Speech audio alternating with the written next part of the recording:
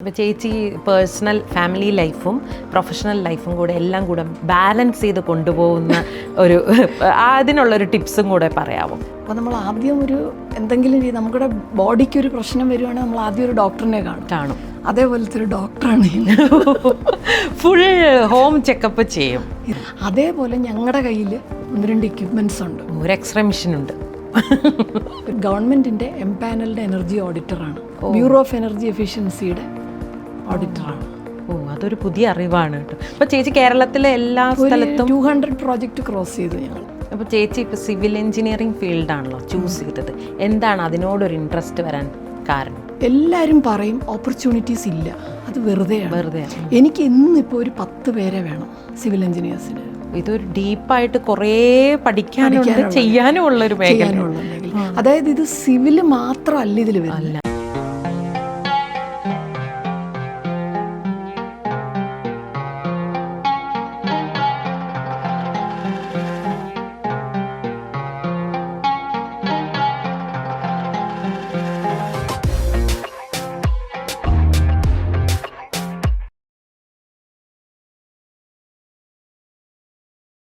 ഇപ്പോൾ ചേച്ചി personal family ലൈഫും പ്രൊഫഷണൽ ലൈഫും കൂടെ എല്ലാം കൂടെ ബാലൻസ് ചെയ്ത് കൊണ്ടുപോകുന്ന അതിനുള്ളൊരു ടിപ്സും കൂടെ പറയാമോ?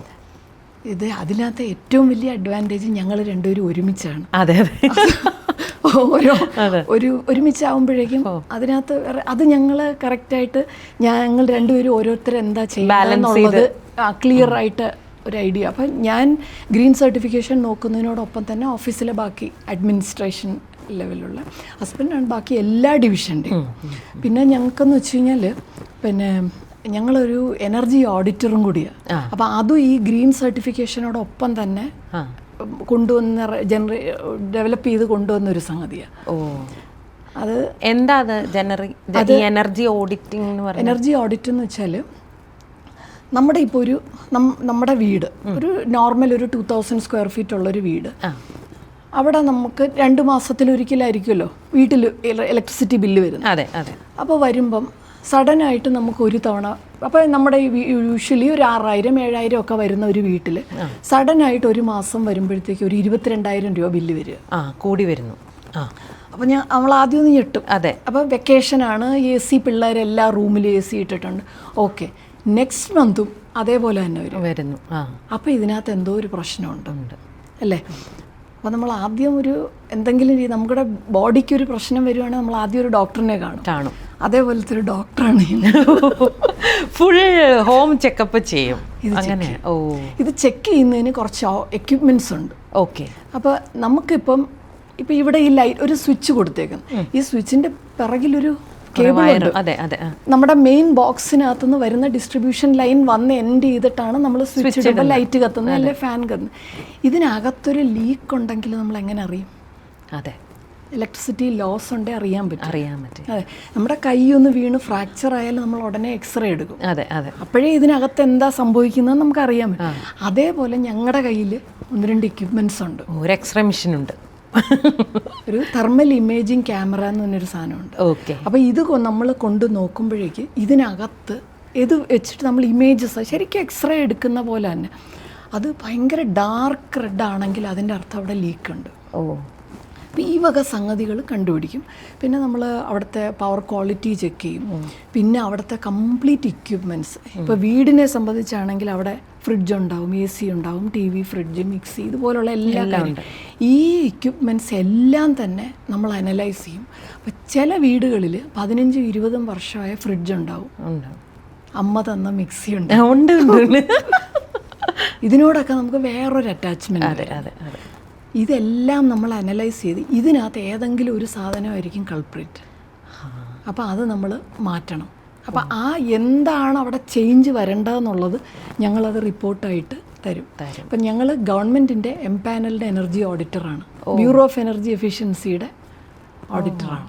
ഓ, അതൊരു പുതിയ അറിവാണ് കേട്ടോ. അപ്പോൾ ചേച്ചി കേരളത്തിലെ എല്ലാ സ്ഥലത്തും 200 പ്രോജക്റ്റ് ക്രോസ് ചെയ്തു ഞാൻ. ഓക്കെ, കേരളത്തിലുടനീളം ഇത് ചെയ്യുന്നുണ്ട്. മൊത്തം ചെയ്യുന്നുണ്ട്. പിന്നെ ഗവൺമെൻറ് നമുക്ക് എറണാകുളം ജില്ലയും തൃശ്ശൂർ ജില്ലയും കംപ്ലീറ്റ് ആയിട്ട് അത് അവർ ഓഡിറ്റേഴ്സിൻ്റെ ലൊക്കേഷൻ അനുസരിച്ചിട്ട് തിരിച്ചിട്ടുണ്ട്. അപ്പം ഞങ്ങൾക്ക് എറണാകുളം, തൃശ്ശൂർ, ഇടുക്കിയാണ് തന്നേക്കുന്നത്. അപ്പോൾ ഇവിടുത്തെ ഇൻക്ലൂഡിങ് ഹൈക്കോർട്ട് നമ്മൾ ചെയ്തു കഴിഞ്ഞു, ഗവൺമെൻറ് ബിൽഡിങ്സിൻ്റെ.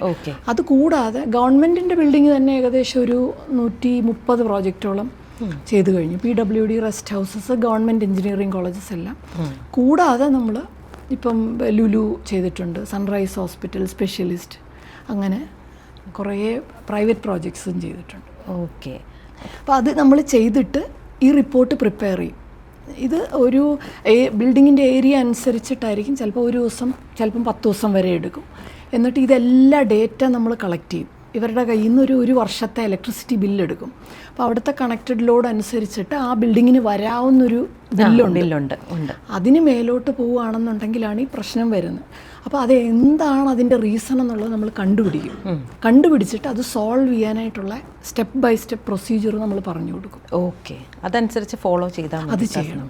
അപ്പോൾ അതിനകത്ത് ചിലപ്പോൾ ഇപ്പോൾ ഒരു ഹോട്ടൽ പ്രോജക്റ്റിനെ സംബന്ധിച്ചെന്ന് പറഞ്ഞാൽ ചെറിയ പൈസയിൽ ചെയ്യാവുന്നത്, ഇപ്പം നമ്മൾ ലൈറ്റ് ഓഫ് ചെയ്യുക, ഫാൻ ഓഫ് ചെയ്യുക, ഉപയോഗമില്ലാത്ത സമയത്ത് ഇങ്ങനെ ചിലപ്പോൾ ലൈറ്റ് മാറ്റി LED ആക്കുക, വളരെ ചെറിയ എമൗണ്ടിൽ. ചിലത് വലിയ ഇൻവെസ്റ്റ്മെൻറ്റ് വരുന്നതുണ്ട്. അപ്പോൾ നമ്മൾ അതിനെ ബ്രേക്ക് ഡൗൺ ചെയ്ത് കൊടുക്കും. ഫസ്റ്റ് ഇയറിൽ ഇത് ചെയ്യുക. അപ്പോൾ എല്ലാവർക്കും കൂടെ എല്ലാം എപ്പോഴും ഒറ്റയടിക്ക് ചെയ്യാൻ പറ്റില്ല.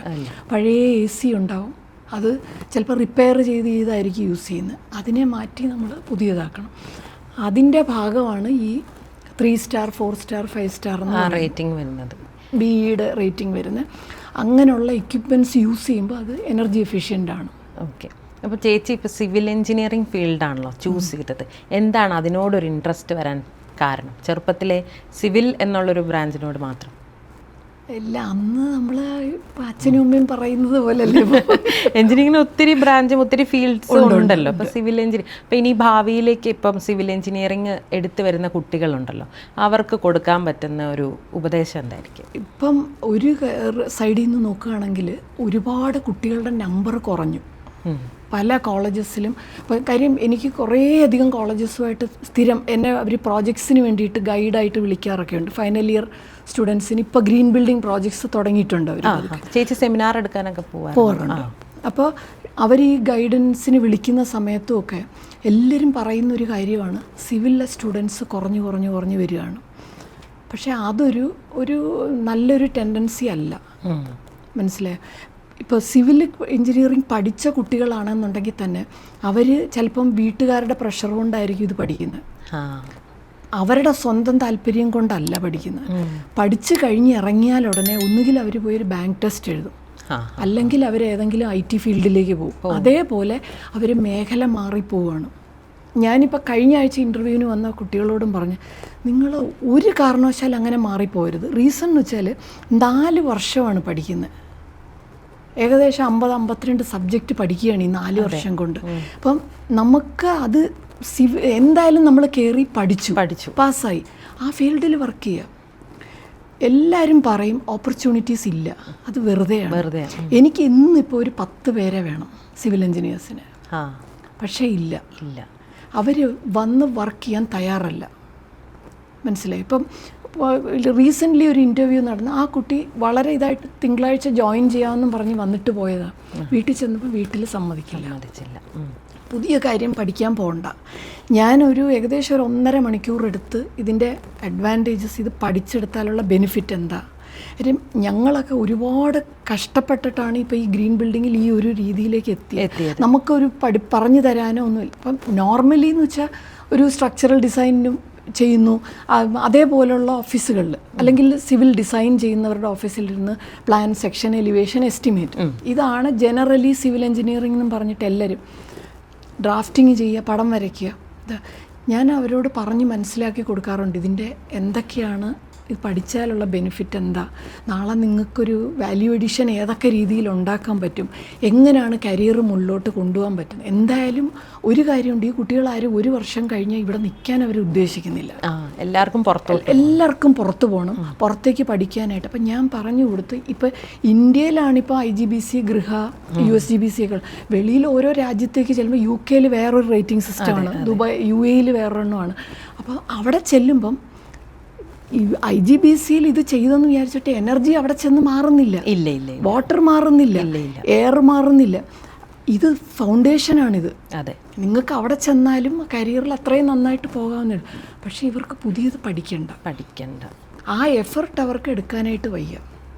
അപ്പം കൂടുതലായിട്ട് അതിൽ എഫേർട്ട് ഇടുക എന്നുള്ളതാണ്. ഹാർഡ് വർക്ക് ഇല്ലാതെ പഠിച്ചെങ്കിലേ പറ്റുള്ളൂ. അതെ, അത് നമ്മൾ പഠിക്കാൻ. ഞാൻ എന്നിട്ട് അവരോട് പറഞ്ഞു, ഇത് പെൺകുട്ടികളെ സംബന്ധിച്ചെന്ന് പറഞ്ഞാൽ ഏറ്റവും നല്ലൊരു ഫീൽഡാണിത്.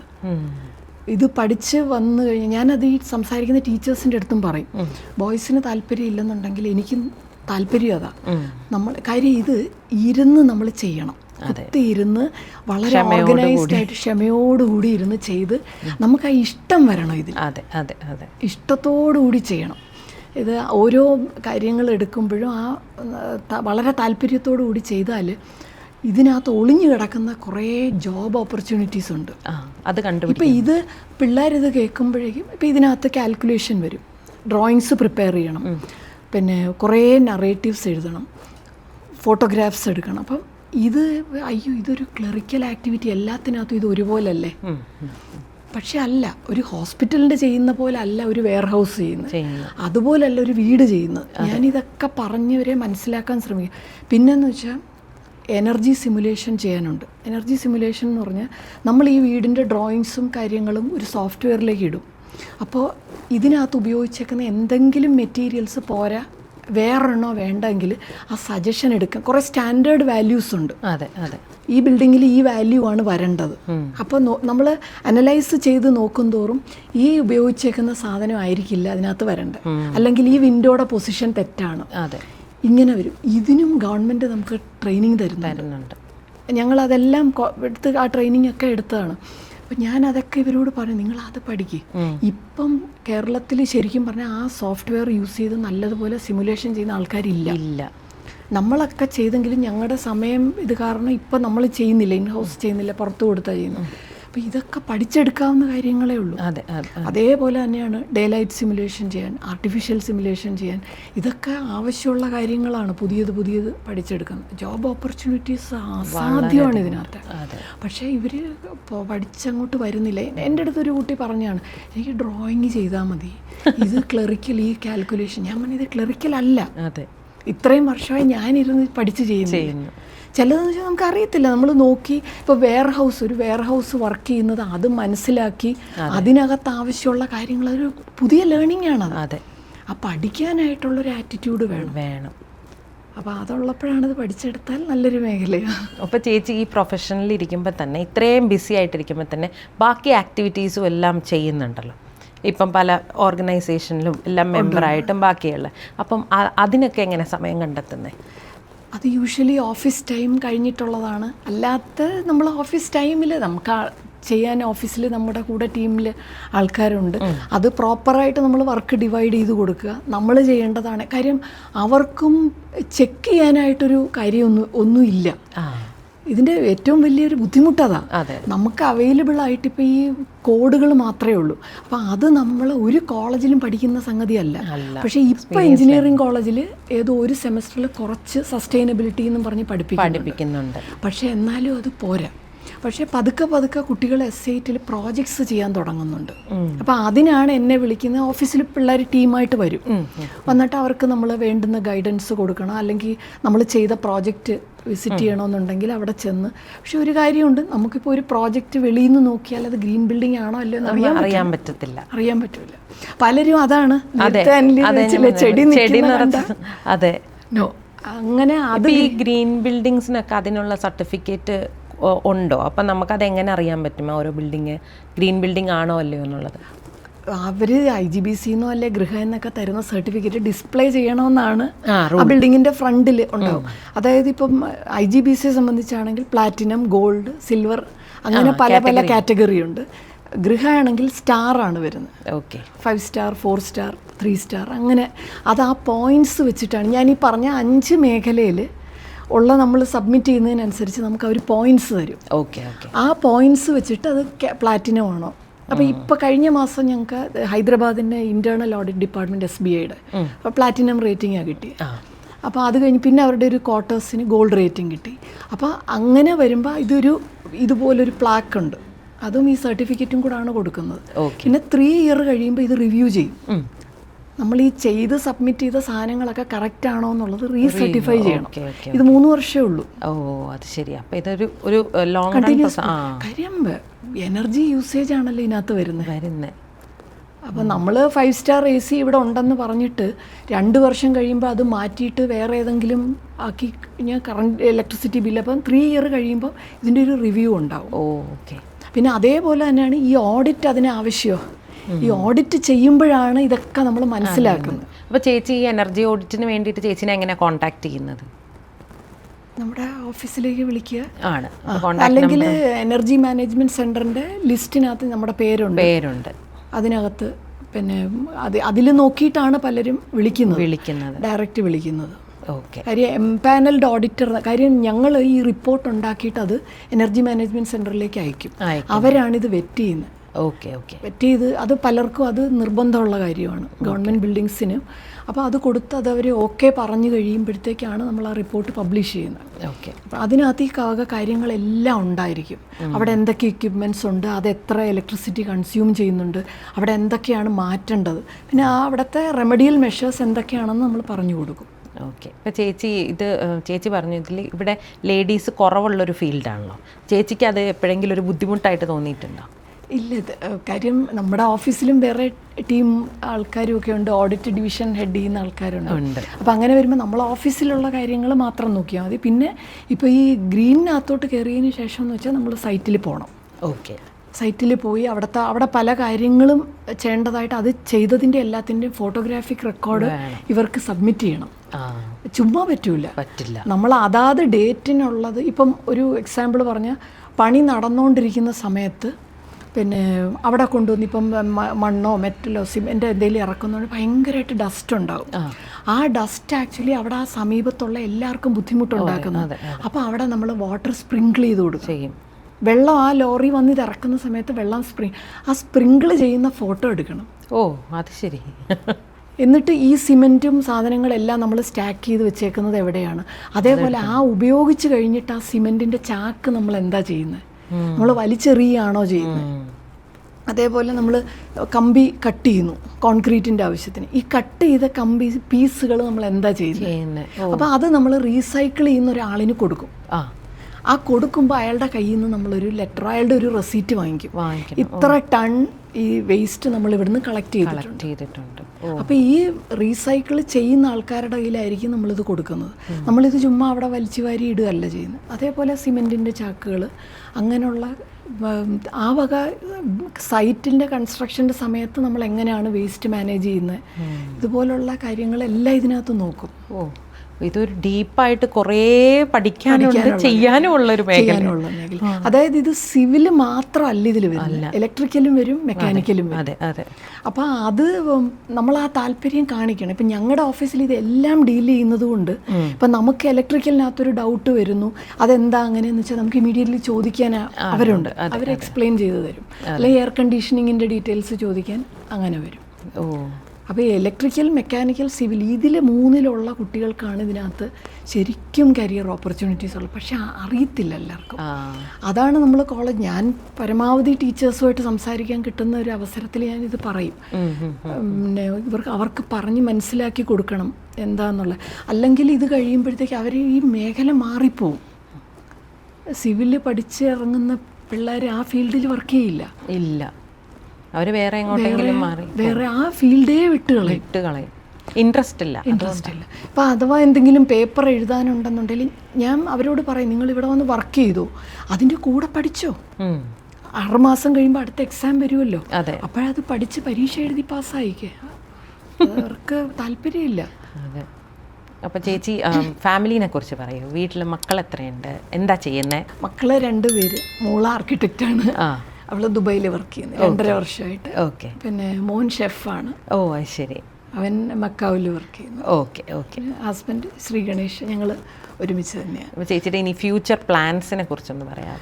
പ്ലാൻസ് എന്ന് വെച്ച് കഴിഞ്ഞാൽ എൻ്റെ ഒരു ഇതിൽ ഈ ഗ്രീൻ ബിൽഡിങ്ങിൻ്റെ ഡിവിഷനും എനർജി ഓഡിറ്റും. ഇപ്പോൾ ബാക്കി എല്ലാ സംഗതികളെന്ന് വെച്ച് കഴിഞ്ഞാൽ ഇപ്പോൾ പ്ലംബിംഗ് ഡിസൈൻ, ഇലക്ട്രിക്കൽ ഡിസൈൻ, അതൊക്കെയെന്ന് വെച്ചാൽ കോമൺ ആയിട്ട് ആർക്കായാലും ചെയ്യാൻ പറ്റുന്നൊരു കാര്യമാണ്. ഇതിനകത്താണ് ഇപ്പം ഞങ്ങളുടെ എക്സ്പെർട്ടീസ് നിൽക്കുന്നത്. ഈ 2 ഡിവിഷനെയും നല്ല രീതിയിൽ ഉയർത്തിക്കൊണ്ടുവരിക. പിന്നെ പരമാവധി ആൾക്കാർക്ക് നമ്മൾ ജോബ്, ഇപ്പം പല സമയത്ത് പലരും കേൾക്കുന്നവർ എൻ്റെ അടുത്ത് ചോദിക്കും, ഈ എന്തിനാ ഈ ടൈം വേസ്റ്റ് ചെയ്ത് ഈ പിള്ളേരോട് ഇത് പറഞ്ഞു. പക്ഷേ എനിക്കതൊരു മുഷിവായിട്ട് തോന്നിയിട്ടില്ല. അവർക്ക് നമ്മളൊരു ഓപ്പർച്യൂണിറ്റി കൊടുക്കുക, പറഞ്ഞ് നമ്മൾ അവർക്ക് ആ ഒരു, ഇപ്പം എന്നെയൊക്കെ സംബന്ധിച്ചെന്ന് വെച്ചാൽ നമുക്കിതിനകത്തോട്ട് വരാനെന്ന് പറഞ്ഞാൽ ആരും പറഞ്ഞു തന്നതൊന്നുമല്ല, വളരെ യാദൃശ്ചികമായിട്ടാണ് ഇങ്ങനെ ഒരു ഓപ്പർച്യൂണിറ്റി കണ്ടത്. അതിനെ എക്സ്പ്ലോർ ചെയ്യുമ്പോഴാണ് അതിനകത്ത് കൂടുതൽ കാര്യങ്ങൾ മനസ്സിലാവുന്നത്. പക്ഷേ ഇപ്പോഴത്തെ കുട്ടികൾക്കെന്ന് വെച്ചാൽ ഇപ്പം ഞങ്ങളെപ്പോലുള്ള ആൾക്കാരുണ്ട് പറഞ്ഞു കൊടുക്കാൻ. അതുകൊണ്ട് ഞാനിപ്പോൾ ഒരു 1.5 മണിക്കൂറോ 2 മണിക്കൂറോ എനിക്കത് ഒരു ഇഷ്ടമുള്ള കാര്യമാണ്. അവർക്ക് ഞാനിത് പറഞ്ഞ് മനസ്സിലാക്കി ഒക്കെ കൊടുക്കും. എന്നിട്ട് ഞാൻ അവരോട് പറയും, നിങ്ങളൊരു 2 ആഴ്ച അല്ലെങ്കിൽ 3 ആഴ്ച ഇതിൽ വർക്ക് ചെയ്യും. വർക്ക് ചെയ്ത് നിങ്ങൾക്ക് തീരെ പറ്റുന്നില്ല എന്നുണ്ടെങ്കിൽ നമുക്ക് വേറെ മാറി ഡ്രോയിങ് വരയ്ക്കാനോ അല്ലെ ഡിസൈനിനകത്തേക്കോ കയറാം. ഒരു അറ്റംപ്റ്റ് ചെയ്താലല്ലേ മനസ്സിലാവുള്ളൂ. ഇത് പോയി ഇപ്പോൾ ഒരു സാധാരണ ഇപ്പോൾ ഓട്ടോക്യാഡ് എന്ന് പറയുന്നൊരു സോഫ്റ്റ്വെയർ പഠിക്കണമെങ്കിൽ നമുക്ക് പല ക്യാഡ് സെൻറ്ററിൽ പോയി പഠിക്കാം, റെവിറ്റ് പഠിക്കണമെങ്കിൽ പോയി പഠിക്കാം. പക്ഷേ ഇത് അങ്ങനെ ഒരു ഇൻസ്റ്റിറ്റ്യൂട്ട് ഇല്ല. അപ്പോഴും നമ്മൾ ആ ഒരു ചാലഞ്ച് ഏറ്റെടുത്ത് പഠിക്കാനുള്ളൊരു താല്പര്യം കാണിച്ച് ഒന്ന് പഠിക്കണം, ഹാർഡ് വർക്ക് ചെയ്യണം. അപ്പോൾ അതാണ് ഇവർക്ക് പറ്റാത്തത്. അല്ലാതെ ഇത്രയും ചെയ്ത് കഴിഞ്ഞാൽ, അപ്പം ഞാൻ പറഞ്ഞു, ഇത് കഴിഞ്ഞിട്ട് ഇപ്പം നിങ്ങൾക്ക് കേരളത്തിന് പുറത്തോട്ട് പോകണം, അല്ലെ ഇന്ത്യക്ക് പുറത്തോട്ട് പോകണമെങ്കിൽ ഇതിൻ്റെ അകത്ത് ഓപ്പർച്യൂണിറ്റീസ് കിടക്കുകയാണ്, അത്രമാത്രം കിടക്കുക. കാര്യം ഇനി ഇത് പതുക്കെ ഗ്രീൻ സർട്ടിഫിക്കേഷൻ പോലും മാൻഡേറ്ററി ആയിട്ട് വരും. ഇപ്പോൾ ഈ ഒരു ചെറിയൊരു സംഗതി തന്നെയാണ് വരുന്നത്. അപ്പോൾ കേരളത്തിന് വെളിയിലുള്ള സ്റ്റേറ്റിൽ നിന്ന് വെച്ചാൽ വലിയ പ്രോജക്റ്റുകളെല്ലാം തന്നെ സർട്ടിഫിക്കേഷൻ മാത്രമല്ല, പ്രോഡക്ട്സ് പഠിക്കുക എന്ന് പറഞ്ഞാൽ തന്നെ ഭയങ്കര ഇൻട്രസ്റ്റിംഗ് ആയിട്ടുള്ള, എല്ലാ ദിവസവും മാർക്കറ്റിൽ പുതിയത് ഇറങ്ങിക്കൊണ്ടിരിക്കുക. ഇപ്പോൾ തന്നെ പെയിൻ്റൊക്കെ തന്നെ എത്ര വെറൈറ്റി പെയിൻ്റ്, ടൈല് തന്നെ നമ്മൾ, അതായത് ഇതിനകത്ത് തന്നെ പണ്ട് നമ്മളിപ്പോൾ ഒരു ടൈല് പൊട്ടിക്കഴിഞ്ഞാൽ എടുത്ത് കളയും. ഇപ്പോൾ ഈ ടൈലിനകത്ത് തന്നെ റീസൈക്കിൾ ചെയ്യാൻ പറ്റുന്ന ടൈലുണ്ട്, ഈ റീസൈക്കിൾഡ് കണ്ടന്റ് ഉള്ള ടൈലുണ്ട്. അത് ശരി, മനസ്സിലായി. അപ്പോൾ നമ്മൾ ഗ്രീൻ ബിൽഡിങ്ങിനകത്തേക്ക് റീസൈക്കിൾഡ് കണ്ടന്റ് കൂടുതലുള്ള ടൈലായിരിക്കും സെലക്ട് ചെയ്യുന്നത്. അത് ഏത് ബ്രാൻഡിൻ്റെ ആണെന്ന് ടെസ്റ്റ് സർട്ടിഫിക്കറ്റ് നോക്കി റീസൈക്കിൾഡ് കണ്ടന്റ് എത്ര ഉണ്ടെന്ന് നോക്കിയിട്ട് ഏറ്റവും കൂടുതലുള്ളതിന് പോയിന്റ് കൂടുതൽ കിട്ടും. അപ്പോൾ അത് കണ്ടുപിടിക്കും. പിന്നെ ഈ ടൈലിനെ റീസൈക്കിൾ ചെയ്യാൻ പറ്റുന്നതാണോ എന്ന് ചെക്ക് ചെയ്യും. അപ്പോൾ ഇങ്ങനെയൊക്കെയുള്ള, ഇപ്പോൾ ഈ നേരത്തെ പറഞ്ഞ പോലെ ഓരോ പ്രോഡക്റ്റിനെ എടുത്ത് അതിൻ്റെ ഓരോ ക്വാളിറ്റീസ് എന്തൊക്കെയാണെന്നുള്ളത് ചെക്ക് ചെയ്യുക, അതിൻ്റെ ടെസ്റ്റ് സർട്ടിഫിക്കറ്റ് ചെയ്യുക. ഞാനതാ പറഞ്ഞത്, ഇത് പെൺകുട്ടികളാകുമ്പോഴത്തേക്കും നമുക്ക് നല്ല ഇൻട്രസ്റ്റ് ഉണ്ടാവും, ഇരുന്ന് വർക്ക് ചെയ്ത് ചെയ്യാൻ പറ്റും. ഓക്കെ. അപ്പോൾ താങ്ക് യു സോ മച്ച് ചേച്ചി, ഇത്രയും സമയം സിവിൽ ഫീൽഡിനെ കുറിച്ച് ഇത്രയും അറിവ് പകർന്നു തന്നതിന്, അതുപോലെ എനർജി ഓഡിറ്റിങ്ങിനെ കുറിച്ചും ഇത്രയും സമയം പറഞ്ഞതിന് thank you so much and all the best.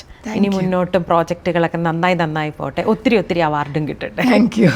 ശരിക്കും ഇങ്ങനൊരു ഓപ്പർച്യൂണിറ്റി തന്നതിന് ഞാനാണ് ശരിക്കും എൻലിയോട് എന്ന് വെച്ചാൽ നമ്മുടെ താങ്ക്സ് പറയേണ്ടത്. എന്ന് വെച്ചാൽ നമുക്ക് പബ്ലിക്കിൻ്റെ അടുത്ത് സംസാരിക്കാനായിട്ടുള്ള ഒരു അവസരവും വളരെ കുറവാണ് നമുക്ക്. അതുകൊണ്ടാണ് മുന്നിൽ വരുന്നവരുടെ അടുത്ത് മാക്സിമം നമ്മൾ പറയുന്നത്. ഇപ്പോൾ ഓഡിറ്റ് ചെയ്യുന്നതിൻ്റെ പ്രയോജനങ്ങളും എന്തൊക്കെയാണ് അതിനകത്തുനിന്ന് കിട്ടുന്ന ബെനിഫിറ്റ്സ് എന്നൊക്കെ ഉള്ളതും.